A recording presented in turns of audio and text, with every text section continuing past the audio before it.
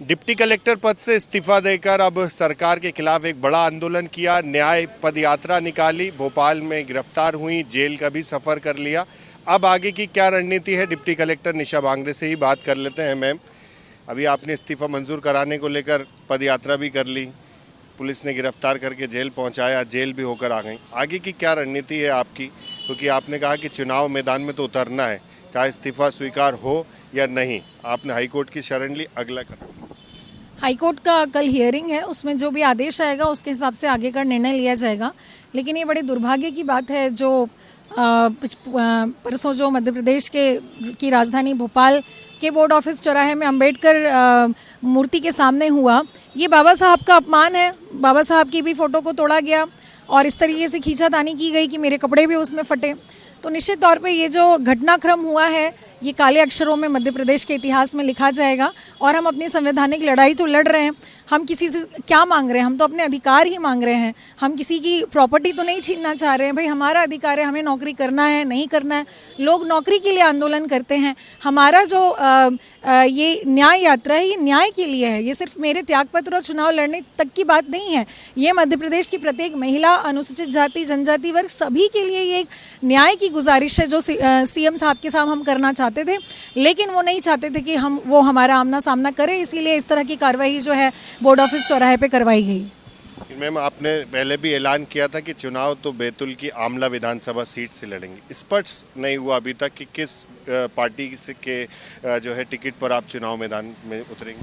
क्योंकि अभी मेरा त्यागपत्र मंजूर नहीं हुआ है, इसीलिए मैं अभी कुछ भी नहीं कह पा रही हूँ। वो तो त्यागपत्र मंजूर होगा, उसके बाद समय बताएगा किस पार्टी से हमें लड़ना है, जिस पार्टी से हमारे विचारधारा मेल खाएगी।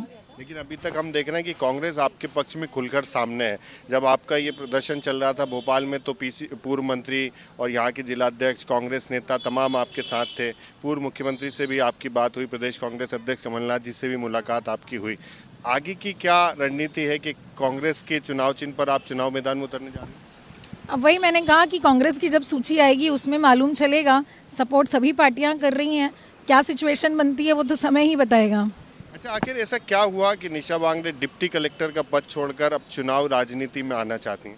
देखिए, मैं मल्टीनेशनल कंपनी में इंजीनियर थी, उसको छोड़ के मैं प्रशासनिक सेवा में आना चाहती थी कि मैं पंक्ति के अंतिम व्यक्ति तक पहुंचकर उनके न्याय और सुविधाओं के लिए मैं अपना जीवन जो है समर्पित करूं। लेकिन जब मैं इस नौकरी में आई, डीएसपी में मेरा चयन हुआ, डिप्टी कलेक्टर में हुआ, जब मैं इस नौकरी में आई और मैंने देखा कि जिस तरीके से जो सिस्टम चल रहा है, और हद तो तब हो गई जब मैं अपने घर के ही मकान में सर्वप्रथम प्रार्थना मैंने की थी और सरकार ने जो है लिखित में अनुमति नहीं देने का आदेश निकाला। तो जब हम अपने ही संवैधानिक अधिकारों को नहीं प्राप्त कर पा रहे हैं, सभी को धार्मिक स्वतंत्रता का अधिकार है, सभी को समानता का अधिकार है, अगर हमें नहीं मिल रहा है तो फिर मुझे लगता है कि नैतिक तौर पे जो है मुझे इस पद पे रहने से कोई मतलब नहीं है। क्योंकि अगर मैं अपने अधिकारों को नहीं प्राप्त कर सकी तो मैं दूसरों के लिए क्या लड़ूंगी। तब मैंने ये फैसला किया कि राजनीतिक मंशा के कारण, सिर्फ एक सीट के कारण जो मध्य प्रदेश की सरकार है ये महिलाओं के एक महिला को अपने अधिकारों से वंचित रखना चाहती है।